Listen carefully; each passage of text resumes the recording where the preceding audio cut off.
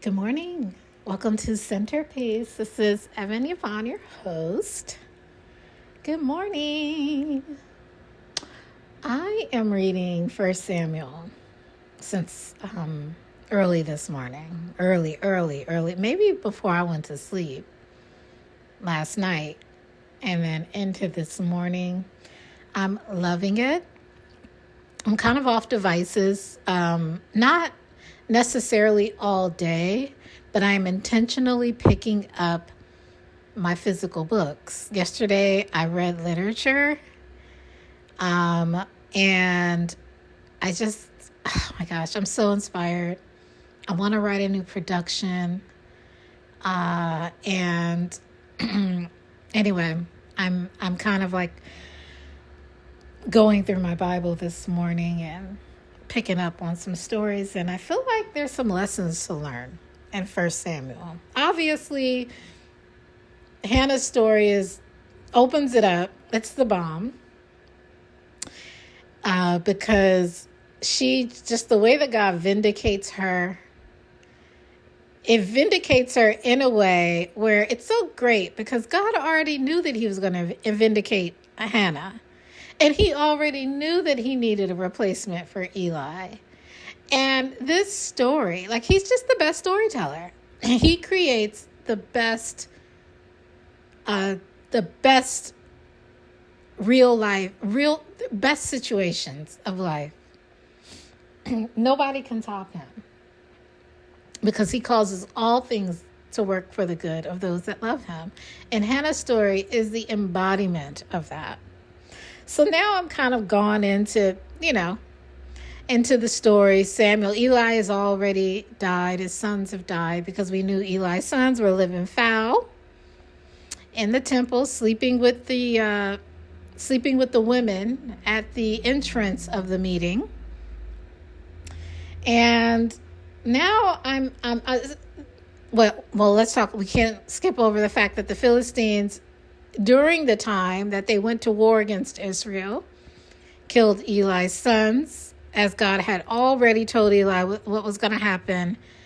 But God did not tell Eli that they were going to capture the Ark of the Covenant. So the Philistines now have the Ark of the Covenant. Huge mistake, because wherever the Ark of the Covenant is, it is the presence of God. And if the presence of God is not congruence with you, the presence of God will bring about much trouble wherever it is. So the Philistines began to become afraid because people in the camp were falling sick. There were plagues breaking out. They understood it was because they had captured this ark of God. So they send it back. In the meantime, the Israelites, Samuel's now older, the Israelites are being judged because obviously they're running after all kinds of gods and strange gods, which Samuel calls them. This is the DNA of the people of God, their stench to run after trash gods is just always playing out. It plays out through the whole Bible. The whole Bible. The elders, the people, the tribes, the leaders. It runs rampant. Just this running and chasing after to be common and normal. As far as common and normal is concerned, in the context of being set aside, holy unto the Lord. So they're just running after riffraff. And they're finding this envy, this admiration of how the other nations are ran. And I'm confused. I don't see it. I can't understand it. I have read about nations with other gods. I don't see the attraction. I cannot see it for the life of me. Nothing about it is attractive to me.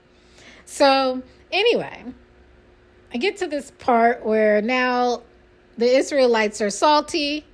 Even though God has delivered the Philistines into the hand of Israel, all the time that Samuel is actually being judge over them. So how it works is Samuel is the judge, God is the king. Samuel's the last judge of Israel. God is the king over them. And now they have an issue because I don't know why. Their enemies were being delivered into their hands. There is such great delusion happening. This is the first part of what I want to talk about because this is going to be a couple of episodes, I think. This is the first delusion. The first delusion is they are absolutely insane. They're running around scared of enemies that God keeps delivering into their hands. So this is just in their hearts, and God is realizing this. And I'll show you where God is just kind of like comforting Samuel, because all of it is bogus. What they feel like they want, they don't even know why they want it, but God does know why they want it.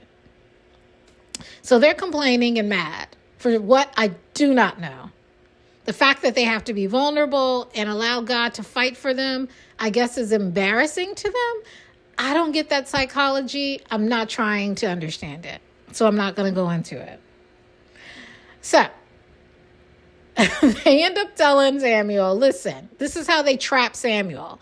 And this is the first part, and this is probably what I'm going to kind of land on today as one of the first lessons that I see that can be learned in our modern day time from this very ancient story, but very real characteristic and essence and type of people that still exist today.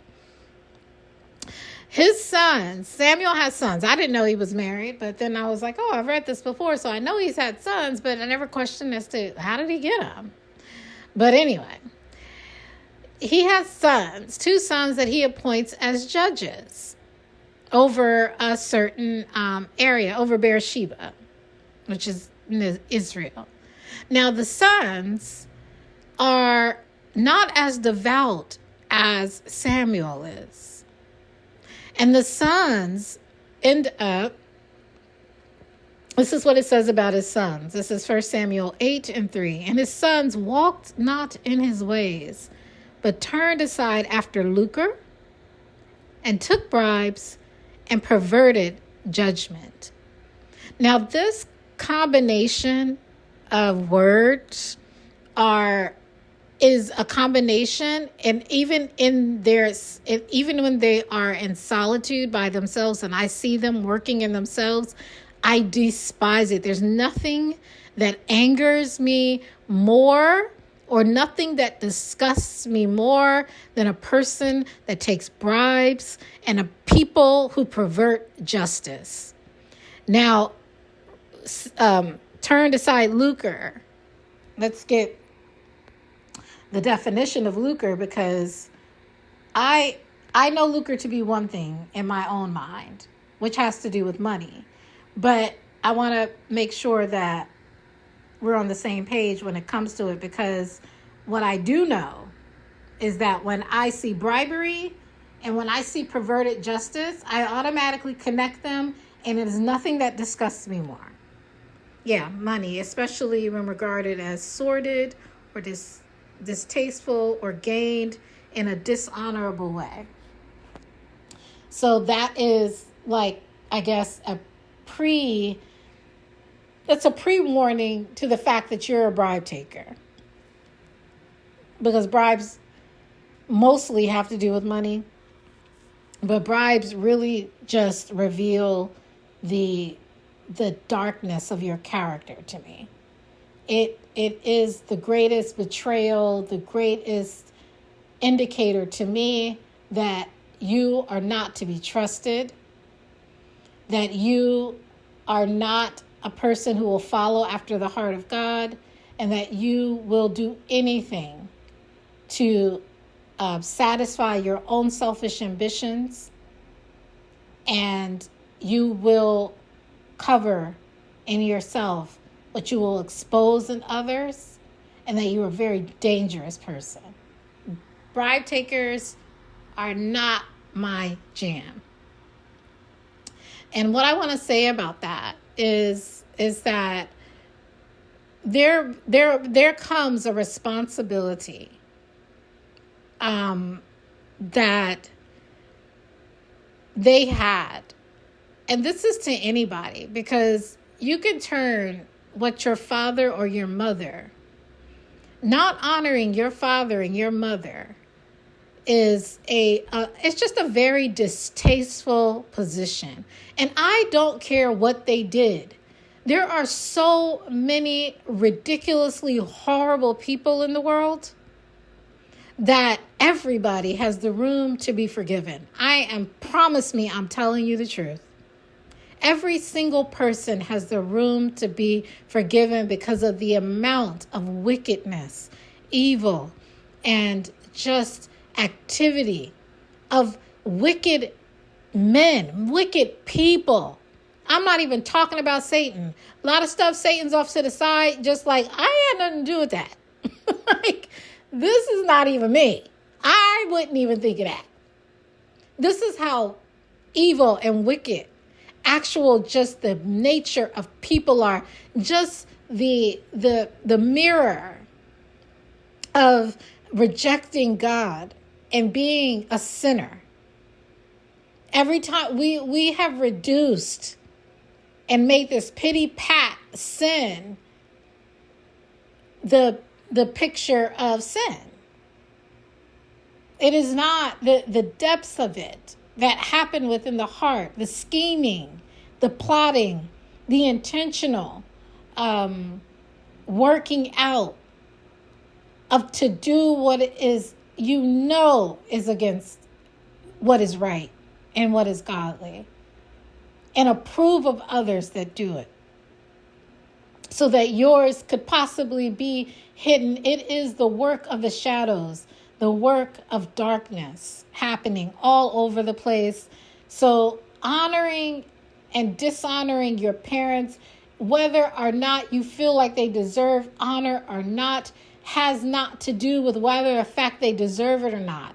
It has to do with the fact that even though I'm not in a position to really believe that you deserve this, I'm not a person of dishonor. Dishonor does not start with the other people. Dishonor starts with your honor of God and you being able to see, I see the Lord first. Irregardless of what is happening, let every man be a liar and God be true. Let him be exalted and every other person not worth anything when it comes to inordinate and rightly ordering your affections. Your affections towards your parents and people of authority have nothing to do with what they do. It has everything to do with how you see God. And that's the first thing that we always have to remember. Otherwise, you are opening yourself up to being these types of people that will turn aside after lucre, take bribes, and pervert justice. This combination is a set of laws. That is what happens. That is the combination of that formula of darkness. And that formula of darkness works in most spaces that we're spending our money, going to jobs, and spending our time. Unfortunately, I hate to break it to you. The world is filled with this. So that's the first lesson that I think that is so important, because I believe that it is beneficial to not just man, but women, also child and adult, also elder and infant.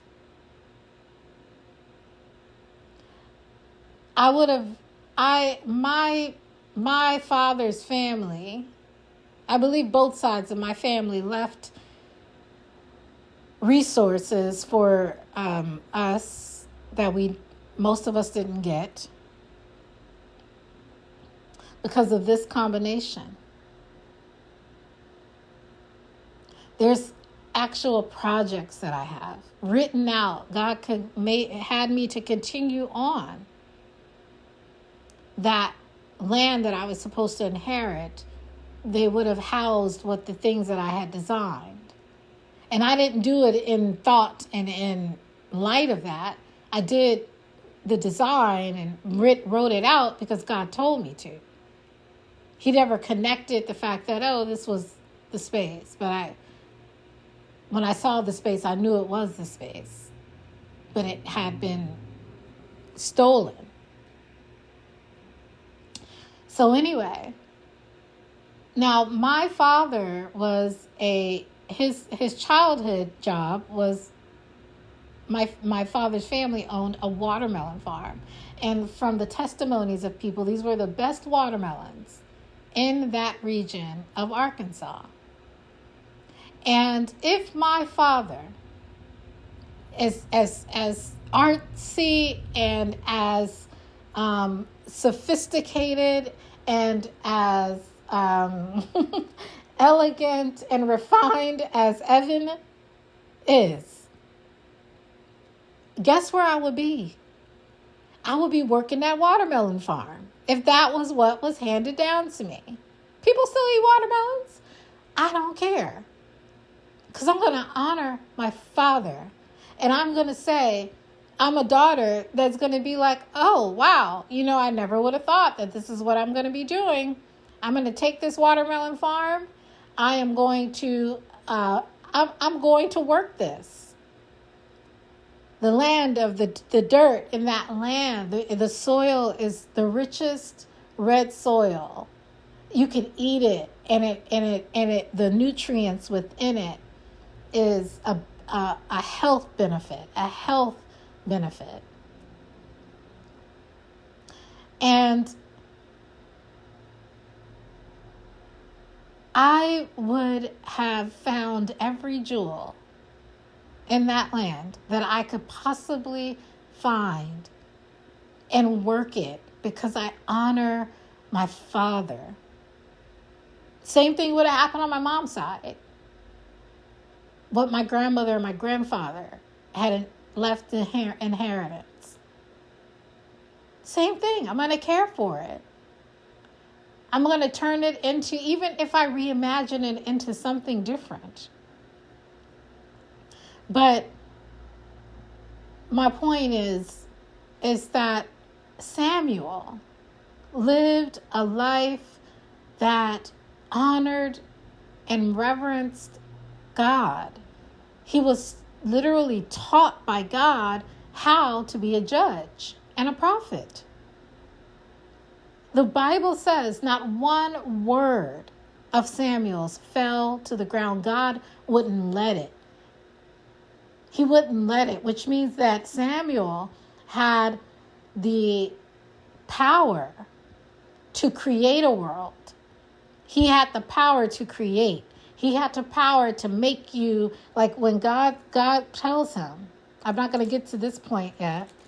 He says, go and make them a king.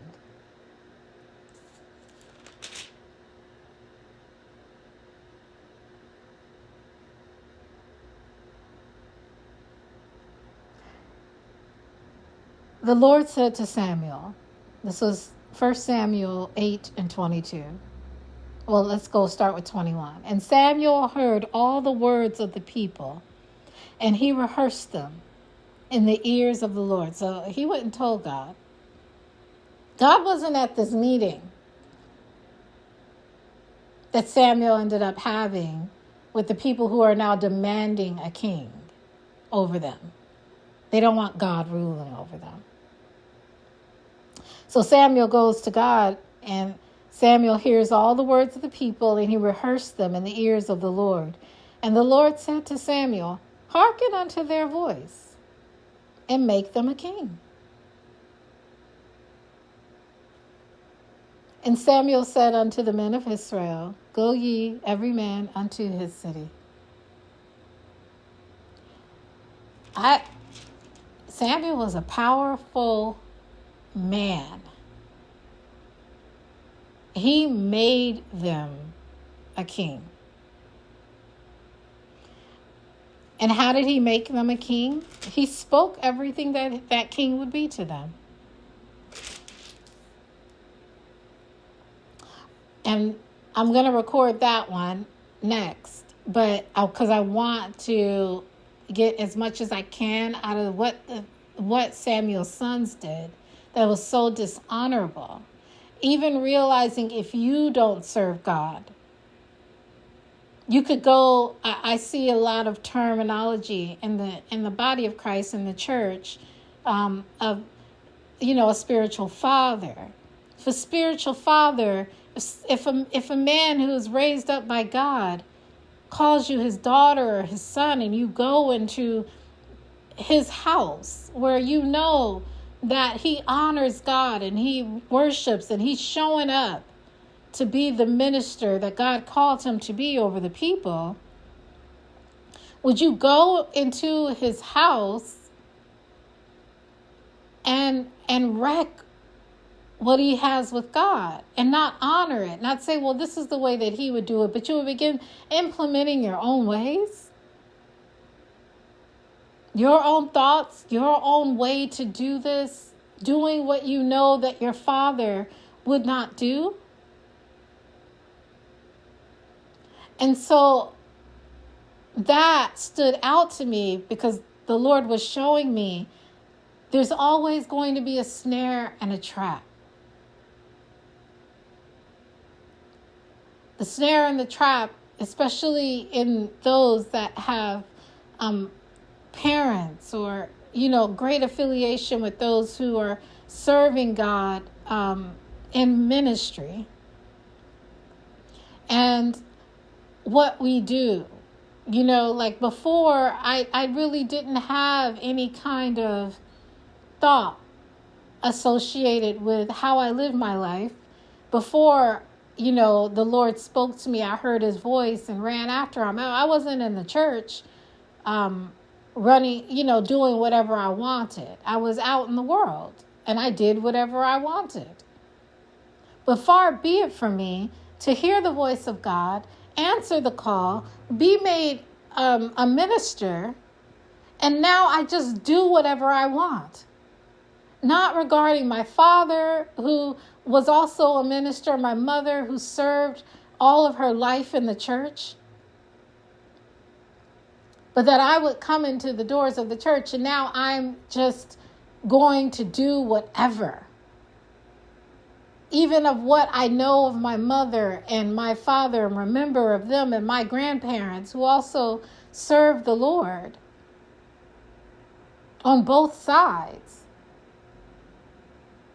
Even the little that I know about them, the little that I remember, my dad kneeling next to his bed every single time that I would come up the steps. I see him kneeling, seeking out the counsel of God. My mother, singing in the choir, serving, doing the work, the administrative work for no money, no recognition, ever. So those memories, I know what to do to say, all right, in this setting, I have an example. And to do what you know your father would not do. And even though I don't know what my father would not or would do, I just know of what I've seen of him. And what others that have experienced my father know of him and have testified about him concerning him and his service to the Lord. And just to know that little bit, to walk into now where I am, in a sense, following in those footsteps. Now I turn to lucre. I take bribes and pervert judgment, knowing that my father did not teach me that. And I think that we don't ever see this as the heart that despises God. This was the same heart that was present in the Israelites. The reason why they could take bribes is because you have to have a person with a heart, a bribe giver, a one that will also take bribes. So these are bribers working with other bribers. This is a whole nation of people that God has set aside for himself that are actual defiant. Not just mostly to God, but now amongst each other. It is the yeast.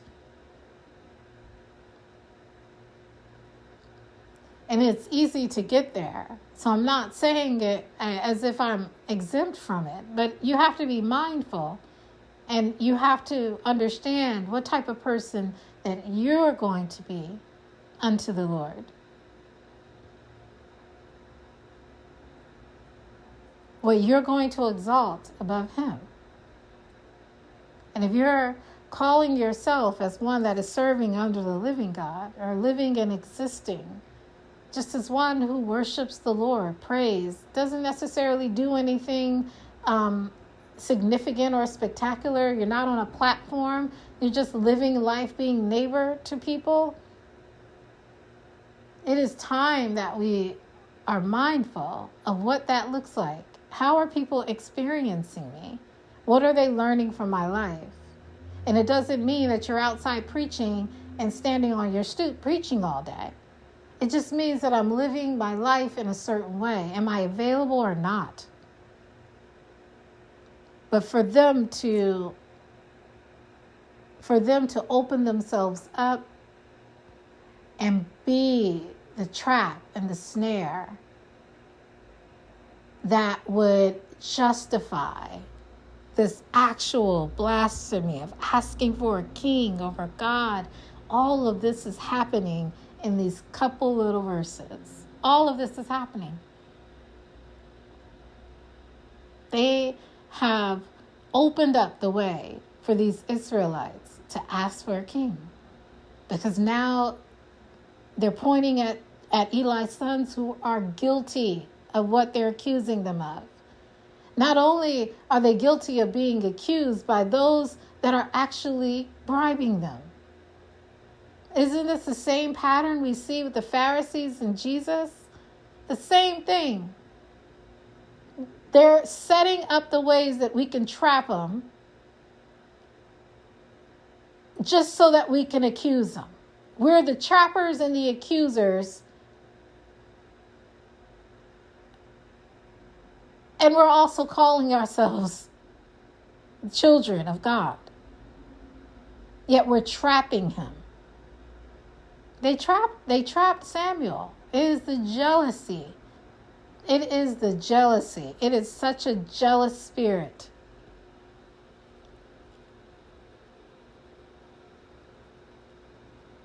This conundrum is so interesting, but it can happen in any scenario, in any community, amongst any religion. It's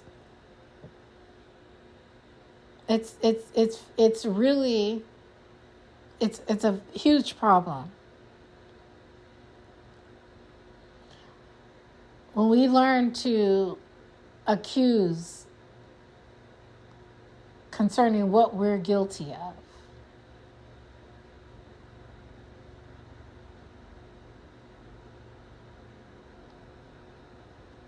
there's a huge problem, and I won't talk about that right now. It's not worth it. But what Samuel's sons did,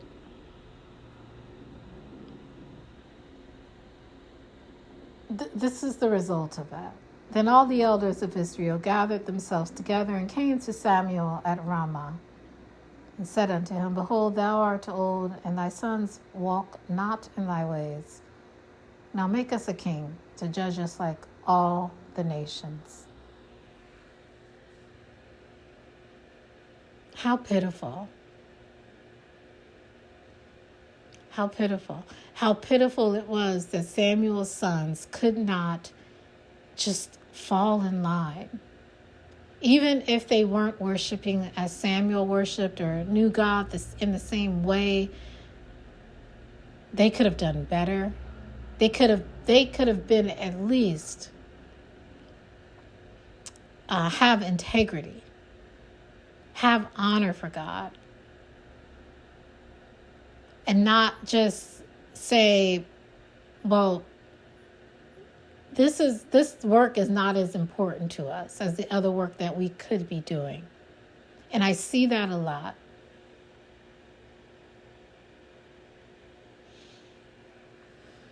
It's an inheritance and privilege in these ways it's a funny thing, because unless you're a person that really isn't in a beneficiary of inheritance, do you see the value of it? Do you see the value of taking the seat, taking the space that your father built? Your father was graced and blessed to be. There would have been no way that God would have ignored and brought Eli's sons into the same type of relationship that he had with Samuel. He didn't need to do it while Samuel was alive.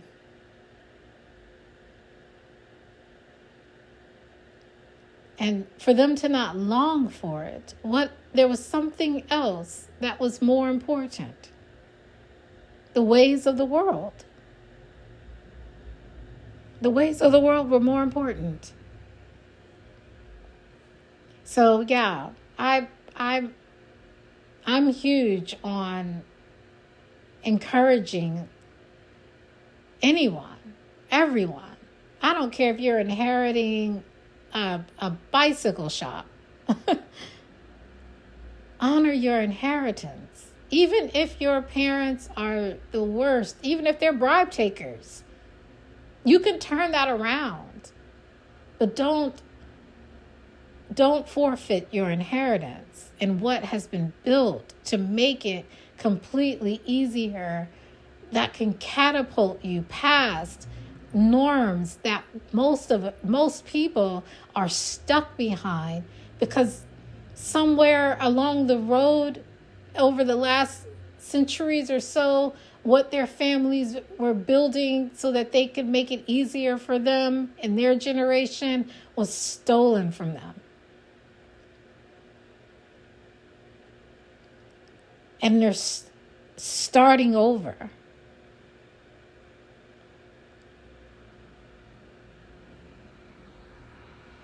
And it wasn't worth it, was what Samuel's sons did.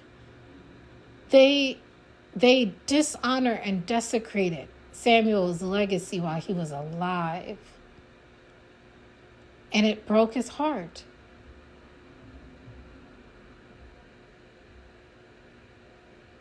It broke his heart. It would have been, it broke his heart. So anyway, that's my centerpiece today. And I hope that this is something that strengthens the body. I hope it's something that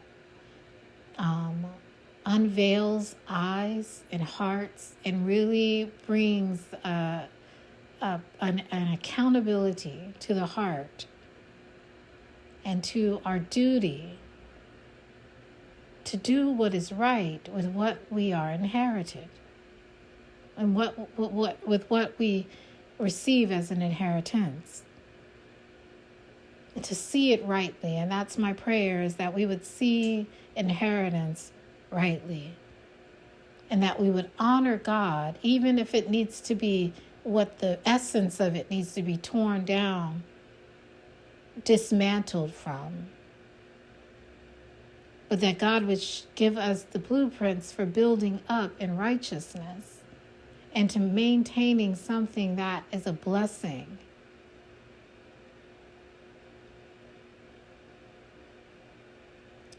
Thank you, Father. And I just trust Him. And I thank you for listening today. And I will talk to you soon for the next part of this. We're going to get more into 1 Samuel. All right, bye.